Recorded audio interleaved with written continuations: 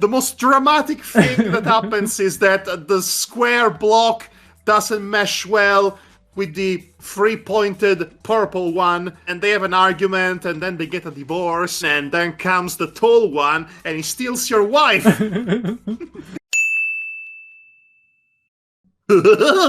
Hey kids! No, that's not a way to start a podcast. Hello everyone! Yes, greetings one and all to our usual hangouts. Our usual hangout spot around town, downtown, with all the cool kids and the cool cats. And what do all the cool kids play? Tetris!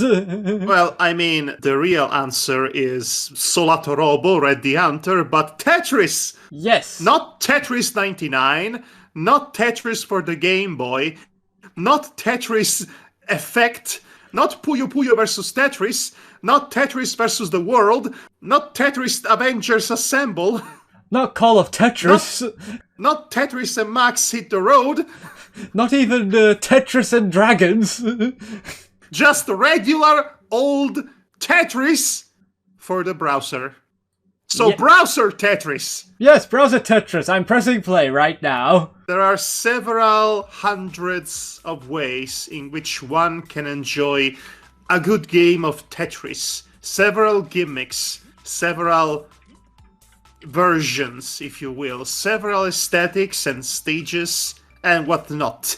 But the core gameplay still remains the same, untouched, unchallenged, unchanged, since 1984, when a Russian developer just happened to create this masterpiece and unleash it to the world, but forgot to patent it, sadly.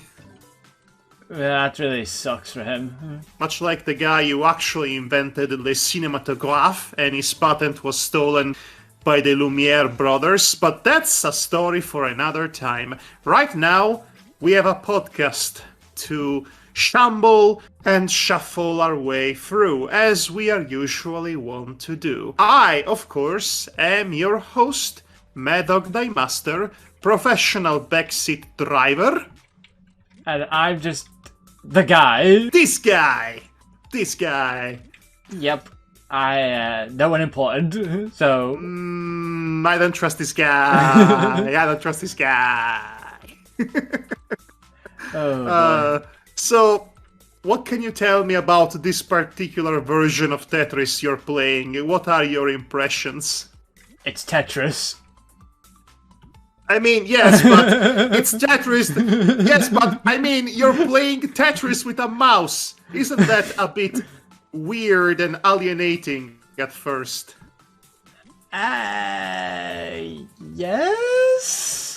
It's a bit awkward because the pieces align automatically when they drop down, and you're using the mouse to do the bare minimum, really. So it's a bit odd at first. You get used to it, though.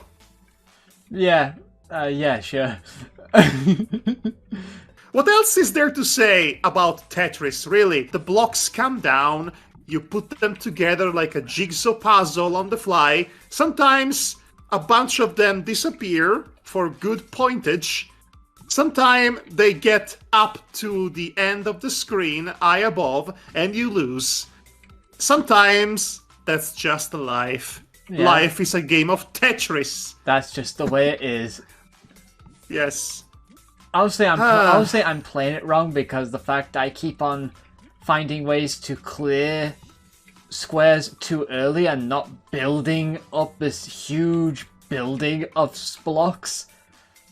Of blocks? Of blocks. The most dramatic thing that happens is that the square block doesn't mesh well with the three-pointed purple one, and they have an argument, and then they get a divorce, and then comes the tall one, and he steals your wife.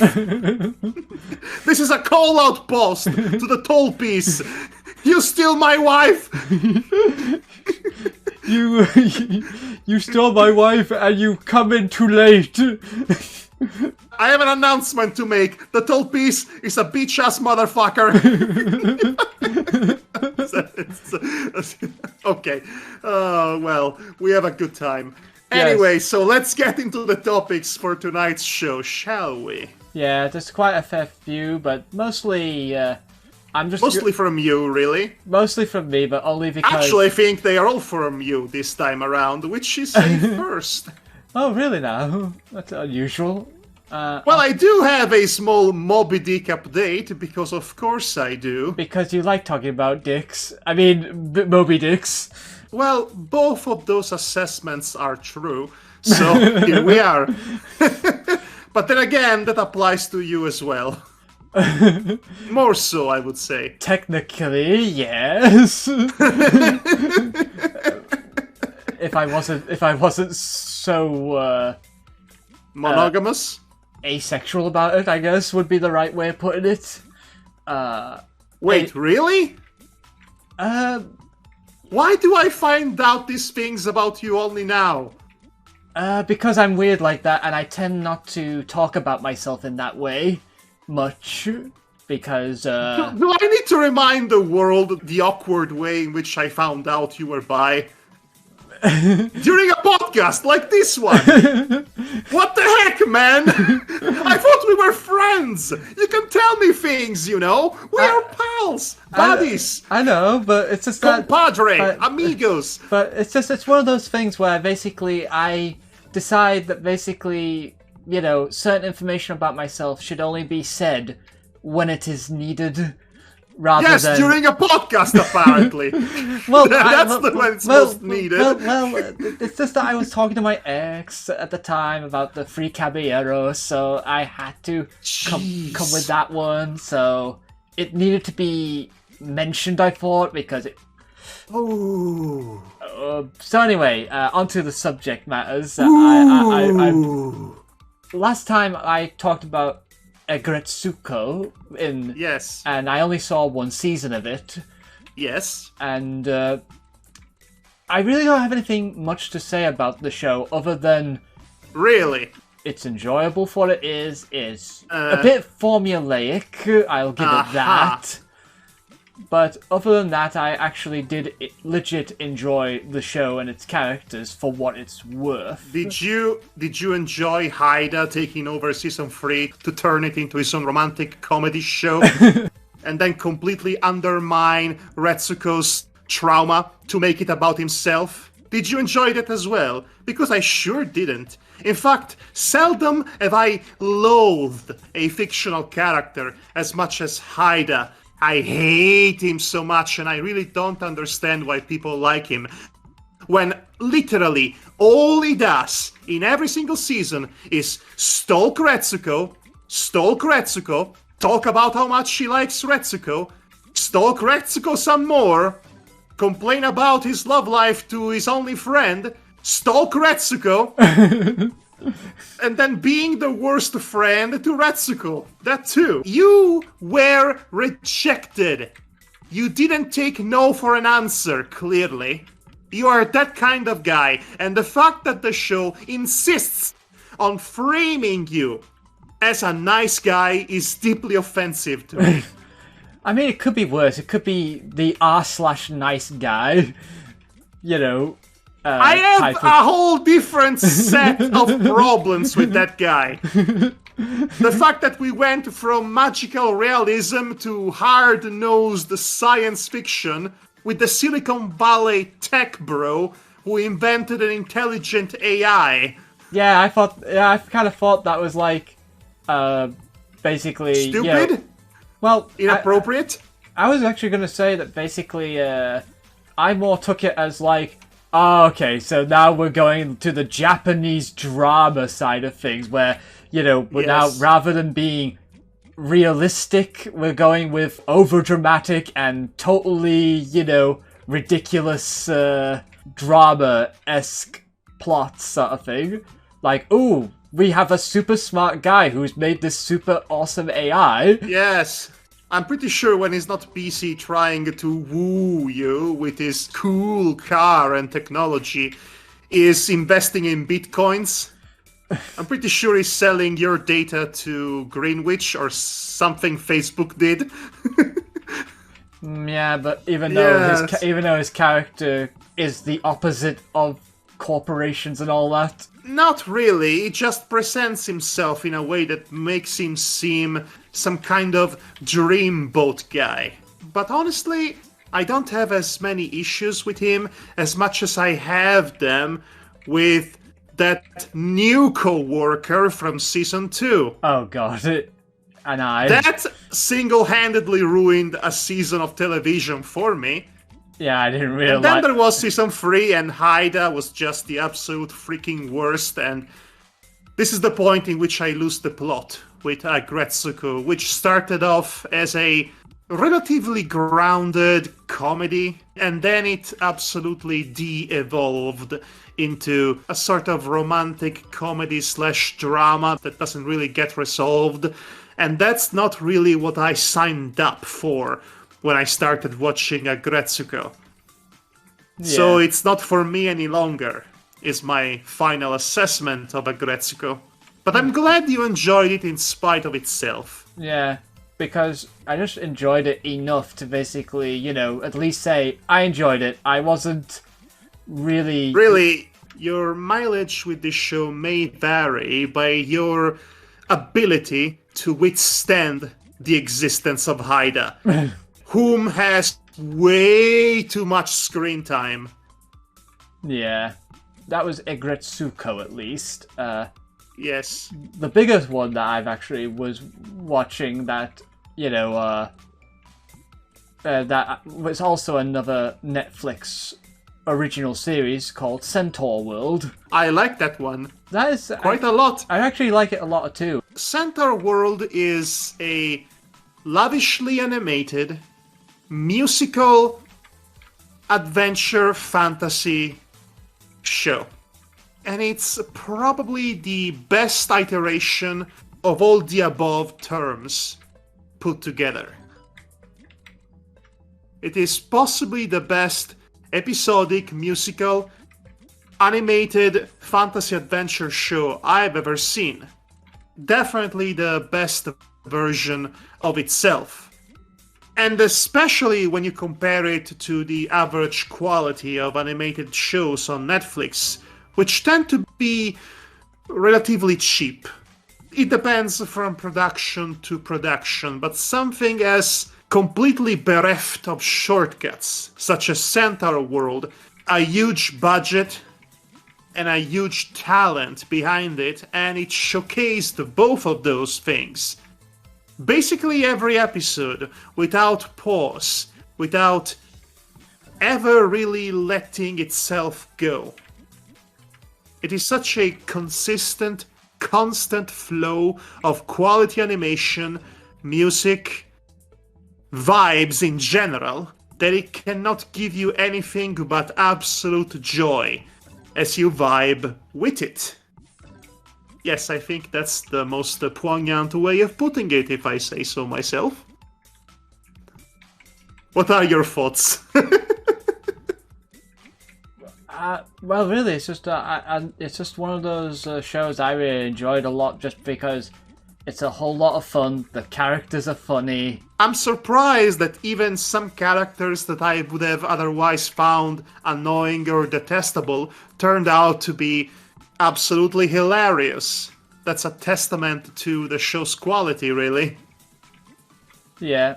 I am talking about the small bird guy. Oh god, the bird guy, yeah. I thought I was going to hate him, but then he ended up having some of the funniest moments in the entire series. So that's good on them, really. Yeah. And the whole concept of the story where basically, you know, horses try to get back home to her rider, and basically Horse came from a world that was full of darkness, war, death. I do love the classic contrast there. A dreary, dying world. And then she gets isekai'd into this colorful, lavish, fantastical world full of centaur things. Where everything is a centaur, even tornadoes. I say, really, it's a pretty good thing to watch. Especially to see the journey of Horse and how she comes to accept herself in the world, and that she finds herself in. I am really struggling not to describe specific moments and episodes in depth because the surprise is par for the journey. It is one of those shows. The less you know about it, the more satisfying the experience is. Not because there is a narrative twist to it that's worth protecting, but simply because it is such a different, unique, memorable experience in its own right that describing it to you doesn't really do it justice. Yeah, so I definitely would say go check it out yourselves, so then you do not go in with your perceptions clouded by other people's views of the show. Though that's too late for that, because we hyped the absolute cosmic hell out of it, so... I mean... Well, I guess that's that. Yeah, well, we've done the thing now, so yeah, I would definitely say check it out, and I will say this, I hope they do a second season, so that's all I'll say about it.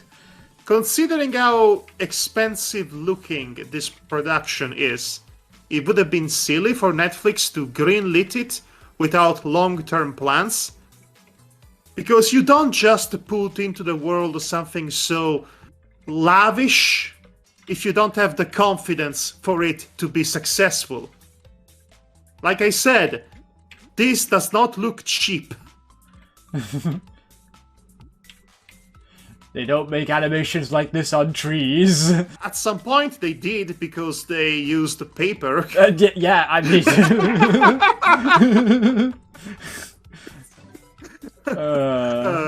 so yeah, I mean...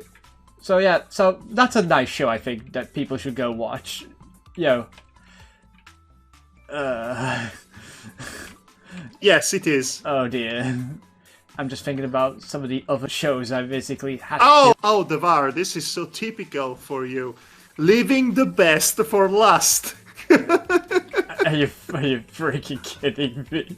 I am fibbing you, my good chum. But it was your choice to talk about this show after Centaurworld, not mine. I did that by accident, not by choice. Okay, so if my memory serves me right, you wanted to say something about a certain episode of a certain show that, for some unfathomable reason, you decided to keep on watching. Why would you do this to yourself? You know when you love someone so much and they really want you to watch something together because they think it'd be fun. You mean to tell me she liked it? Not so much liked it. I think she's more, intrigued by it, like to see how bad it can be. Yeah, you cannot avert your gaze. Yeah, she's pretty much like that sort of person that basically she will, if she knows a tragedy is happening, she'll probably look out of morbid curiosity, not because she takes pleasure from it, sort of deal. So saying that she liked tragedies, and what is more tragic than Big Mouth? I know I said what I said before, and I still think it's probably one of the most god-awful, ugly shows I've seen, and it really... I don't know how anyone could have such tastes for it. I mean, it's South Park, but looks like Fish Eye Lens worse. It's more Family Guy, but I get your meaning. But yeah, it's just like it wants to try to be South Park. It wants to be educational. It wants to be, ridiculous all at the same breath. And if you wanted to see an educational show about sex, then there is that one French cartoon that's too raunchy for television or streaming services anywhere. You know which one. Yeah, I think I do know. Strange enough, I do see, it has a point, at least, in some episodes, of why it should exist, because it's basically, because the show is basically making fun of society and how ill-equipped it is at handling the uncomfortable nature of sexual awakenings and trying to lead people through, through their teenage years to become, healthy adults, so to speak. That would be an interesting topic to explore. But perhaps a Family Guy-style format is not the best way to do so, I'd wager. Yeah, I know, that's pretty much what I think as well, because... Then again, how else are you going to sell adult animation to jaded adults if it doesn't look like Family Guy? And I am saying that with the most amount of bitterness I could possibly muster in my veins. I will say that they did get me with one joke at least, which I thought was really funny, just because it appeals to my sense of humour as a person. And that is the moment where one of the characters' fathers, who is a no-nonsense person about, trying to get to a place on time, basically decides... during the opening sequence of the show, goes like, "We haven't got time for this. You know about all these people. Just skip the intro already." You are a sucker for meta jokes. I'm a sucker for jokes that basically, for some reason, decides, to have a character pull off a ridiculous stunt just to basically go like, "Yeah, we don't need this. You know these people. Why are you still watching this intro?" Personally, I have a fondness for characters in a show taking over the opening credits because it's their episode, damn it. I like it when JoJo does it. The villain takes over the opening title credits. It's amusing. Yeah. Strangely enough, I didn't care for when DuckTales did it, but that's because I didn't care for DuckTales at all. So yeah, the episode in question I felt really, really insulted by. Well, I'm not sure if I say insulted, but rather, really? You want to do it this way to cover such a sensitive topic, essentially. And it wasn't even anything sexual they wanted to talk about in that episode. So is it a Captain Planet moment in which they do an episode that's not about the environment, instead it's about drugs? What I mean is that they changed the topic that the series is known to offer for no reason, and it falls flat on itself. Yeah. So the thing they wanted to cover was essentially black people and their culture.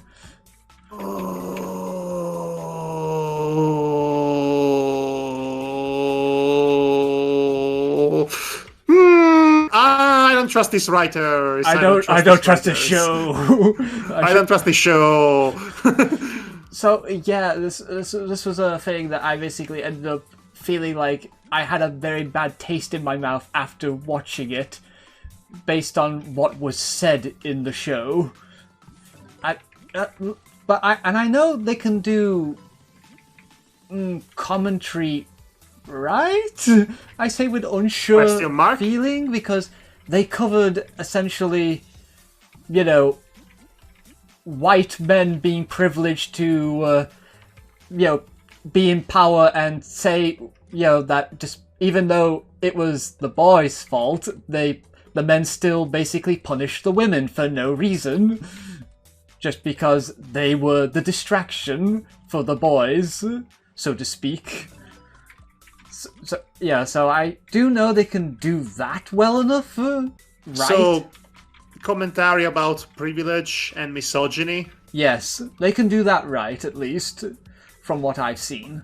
Well, Aggretsuko can do that right from time to time, so that isn't saying much. Yeah, so I'm just saying, based on what happened in this episode, at least, that I saw.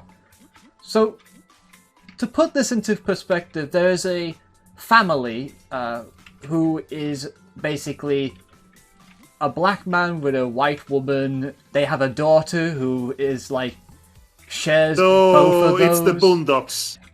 I actually don't know that show. I have been recommended that a fair few times, the Boondocks.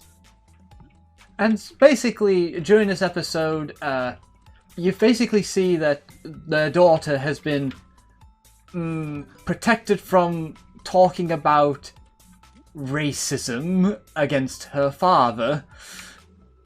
Because there's this overly ridiculous moment in the episode where basically he goes through airport security and then the airport security put his entire body through the x-ray just to basically make the point that there's, you know, there's this uncomfortable aspect to, you know, their family life, but they don't want to talk about it. Once they get to their family, which is the father's family, essentially, you know, their daughter basically ends up meeting with her family, who start doing all the things. They basically talk to her about the N-word and all the other things, sort of thing that, you know, that essentially she should be owning because it's her culture, sort of deal.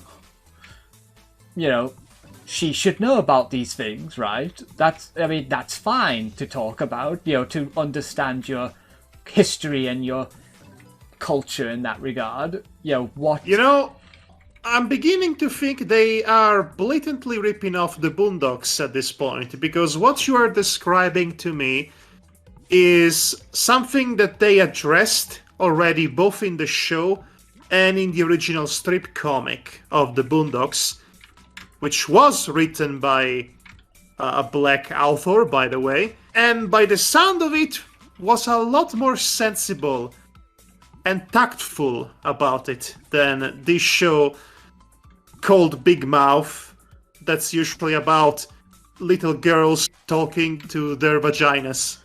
Yeah. I wouldn't want to have that in a show like this, is what I'm saying. Yeah, so the thing is I'm going to tell you is the bombshell that I really disliked hearing, essentially. And I do not know if this is going to have long-term storytelling to it, because I haven't seen it crop up yet. But right now I really dislike where they're going with it, just because essentially the daughter confronts her family for shielding her from, you know, the dreadlocks, the N-word, the, you know, the racism that, you know, that her father has to go through. And well, she should. Yeah. And it's, even says one thing I really disagreed with a lot at that point, which was, why isn't her father embracing the culture? And he replies with a sensible answer, which I consider, which is, it's because I am not comfortable with it, and I would rather be myself. Because my culture does not define me, essentially, is what he's saying. And that seems a good answer. But yet, everyone else in the house seems to act like as if he said, I shot Jesus. Because the daughter goes off running crying. Everyone looks at him like as if he is the most awful person in the room. And I'm like thinking to myself, this is awful. Written by awful people who have no idea about anything about how to be human. In order to form my own intellectual opinion about this, and mind you, at the end of the day, it's still going to be the opinion of some white privileged guy, who's privileged because he's white, I would have to watch this episode. But I don't intend to do that ever in my entire life, so you know what? I'm just going to take your word for it and move on with my life and never have to think about Big Mouth ever again. Yes, and Get it? It's a vagina joke, Big Mouth. Get it? Do you get it? Do you get it? It's not obvious enough. Do you get it? So yeah, that's a thing that I had to deal with and had to be uncomfortable with for a while. And, so that was a thing. Apparently. And we'll never discuss it again, and we'll bury it in the backyard where it belongs. That's fine with me. I certainly love to have the privilege of choosing which hill to die on top. So anyway, I think I've done enough talking for now, Right. unless I've forgotten a thing. So you have Moby Dick, I think, to cover. I have a very short update, actually, but it's not a film update. It's a real-life update, baby! Oh. On the national news, I live in Italy, by the way, they said that a white sperm whale was caught on film on the Ligurian Sea. Oh. This isn't even the first historical finding of the white whale. In the past, they spotted a couple of them. A mother, presumably a mother and its young. But still, it is quite a phenomenal finding. This news really lifted my spirits for the weekend. Because even though we live in a dreary, cynical world, bound for destruction, the clock of doom hangs above our heads, signaling the imminent end of times, what with climate change, pandemics, and billionaires plaguing our existence. Everything is bad forever, but it's still nice to find out that we can still behold such wondrous miracles, such as finding out about the existence of a creature of legend. This is akin to discovering Nessie in the Loch Ness Lake. The legendary white whale, a species that could very well exist. It's very rare, but it's real. Fantabulous notion to have, I have to say. I'm so happy about it, I even used the term fantabulous, which is not a real word. Look at me being giddy about Moby Dick, real life Moby Dick. Now, as long as some crazy guy doesn't decide to turn the whale into the symbolic representation of his wounded ego and go after it, we should be fine. I'm sure everything will be just fine. As soon as I saw those news, I thought to myself, wow, I have to tell Devar about this.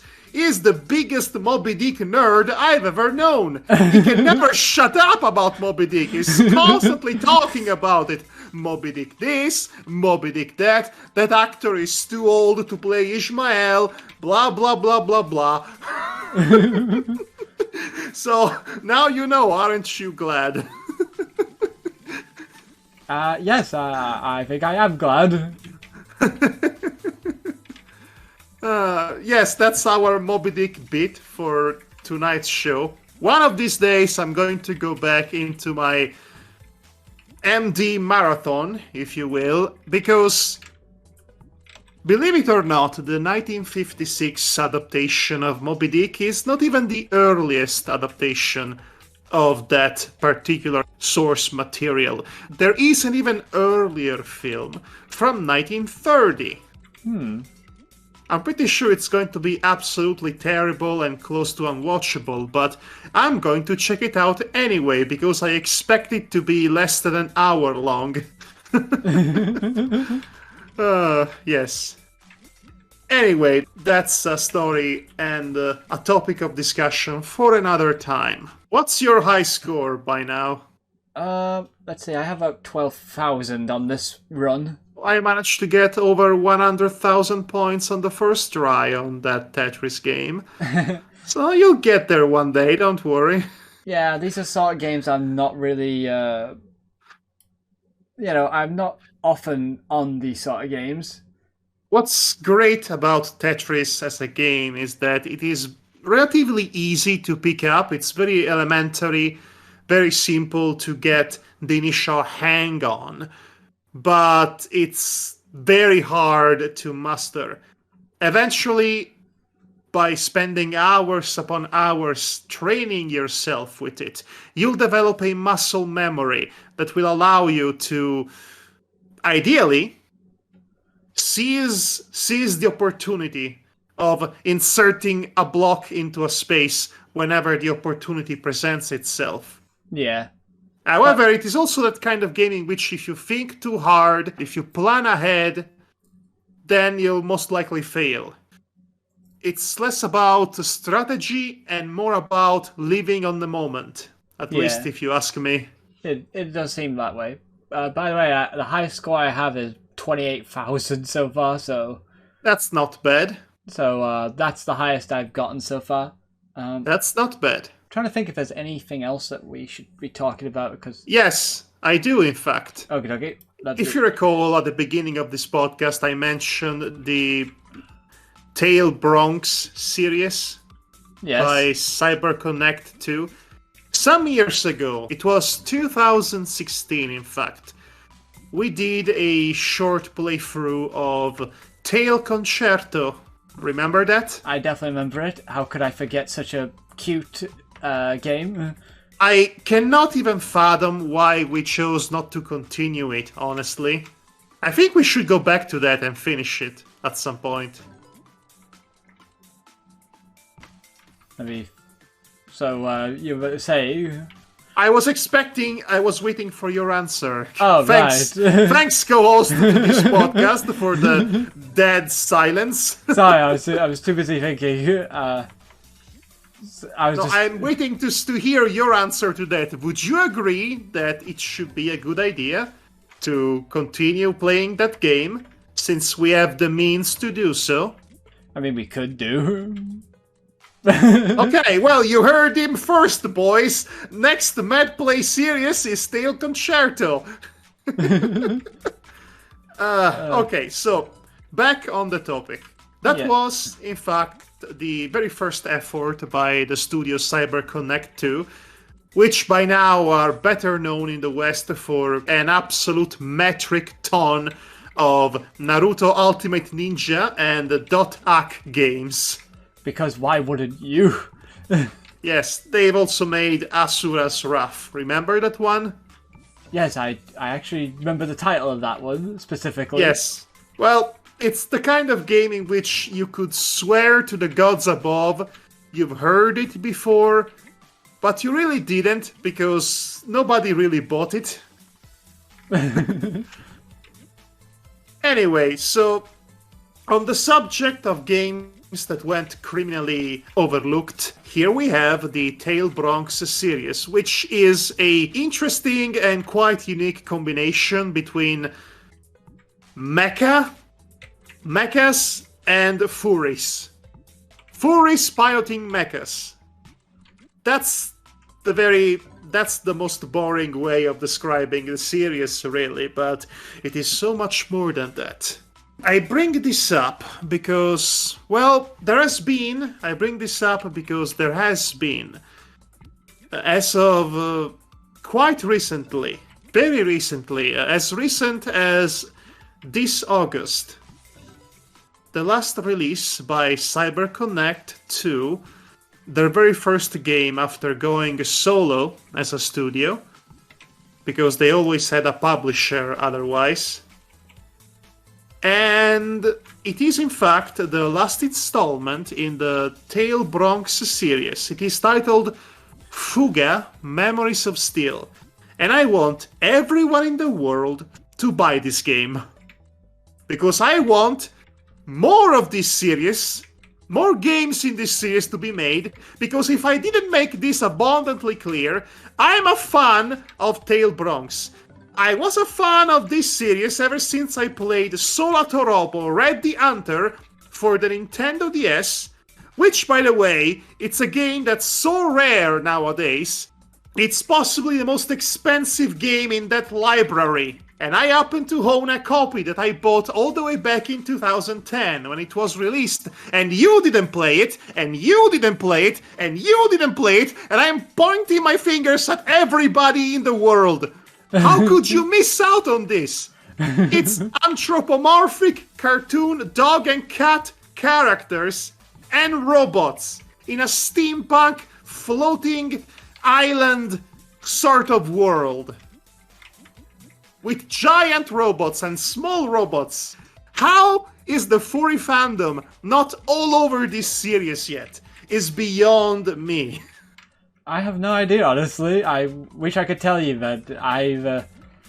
So anyway, as I was saying before launching into this rant full of resentment and bitterness, Fuga, Memories of Steel, the latest game in the series, has been released for all platforms, and you can play it, and you should play it, and I highly recommend it. It serves as a prequel to the entire series, and its true ending might be a spoiler for Solatorobo, but at this point, you will probably have an easier time trying to convert coal to gold than to play Solatorobo. Unless, of course, they release a remastered version somehow. And I hope they do. I hope they release remastered versions of both Tail Concerto and Solatorobo. But anyway, but that all probably depends if Fuga, their last game, is a success. And you should play it, because it's about cute furry children piloting a giant steampunk tank and killing Nazis. I have a smile on my face. So the game serves as an allegory for World War II. Of course, they have fantasy names for it, and the Germans are actually Dobermans. And they are called Bearmans. Get it? Yes. This series has a penchant for silliness like that. But it also has a penchant for being surprisingly dark when it needs to be. And considering what happens in this series, and considering the presentation, the aesthetics, the art direction of Fuga, this is definitely the least humorous game in the series. Children losing their innocence to war. And I cannot recommend it enough. You should play Fuga, Memories of Steel, and then you should come to my comments and tell me how right I was in recommending this. And you should fustigate yourself for missing out on the Solatorobo train 11 years ago. Because now you can never have it, unless you can somehow. And I do have it, and I'm going to just brag about it until the end of time. So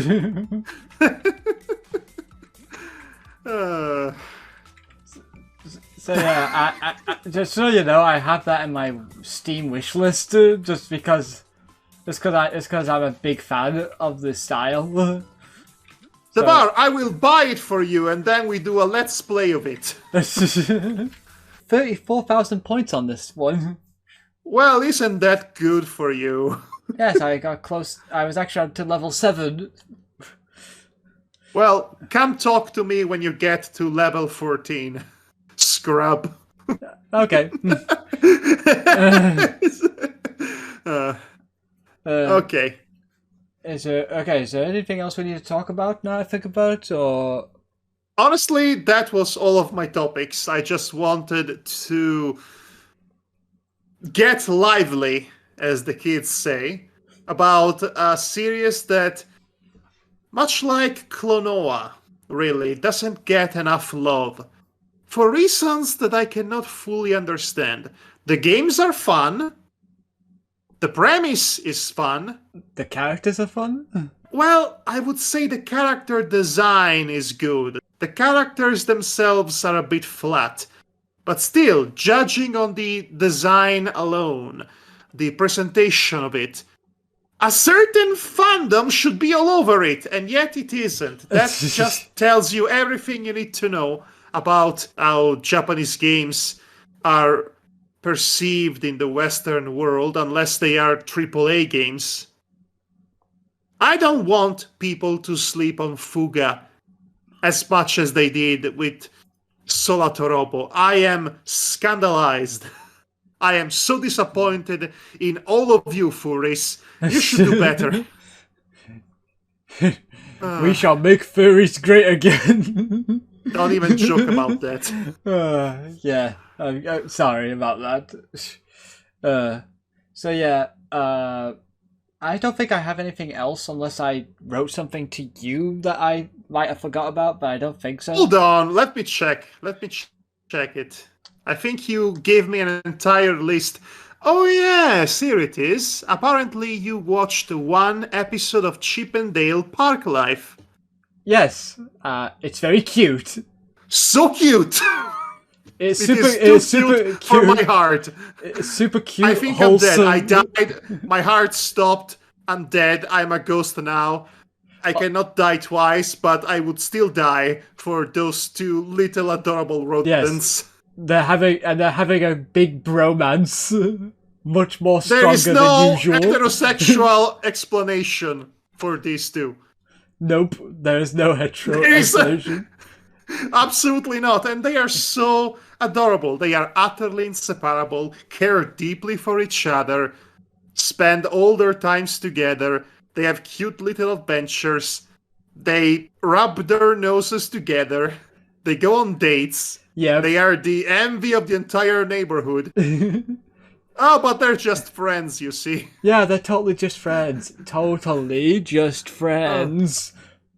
I just love it when Disney decides to get careless with its IPs and just give them away for talented artists and animators from other countries, in this case France, who actually have vision and creativity, and they produce something that you didn't suspect you would need in your life. Yeah. I'm talking about the Paul Radish Mickey Mouse shorts, which are great. Yeah, they are. I'm talking about Chip and Dale now. These are my two examples because I cannot think of anything else, but you get my meaning. So yeah, So watch this show if you can. It's so cute. They are super so cute. Adorable. It's adorable in a way that I would not have thought Chip and Dale could possibly be. Oh, they're so cute. My heart. Etc.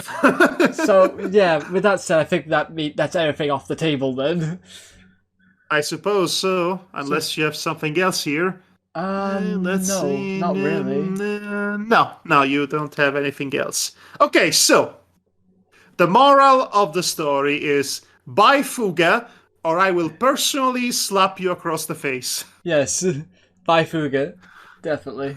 Gotta support those furries, yo. I was going to say you've got to support the studio who made it so that they can make more games that I like. But okay, sure. So yeah, we'll just end it here for tonight. So you all take care, okay? Okay, well, thank you for joining us, everyone. I have been Madhog Thy Master, not a furry. And I have been Devar Akvaron, totally not the Nowhere King. Though, okay, sure. Yes, of course, references. You're not that. You are Wama Wink. I guess that means you're Glensdale then. I see myself more of a horse, if I'm being honest, but... Anyway, we'll see you around. Take care.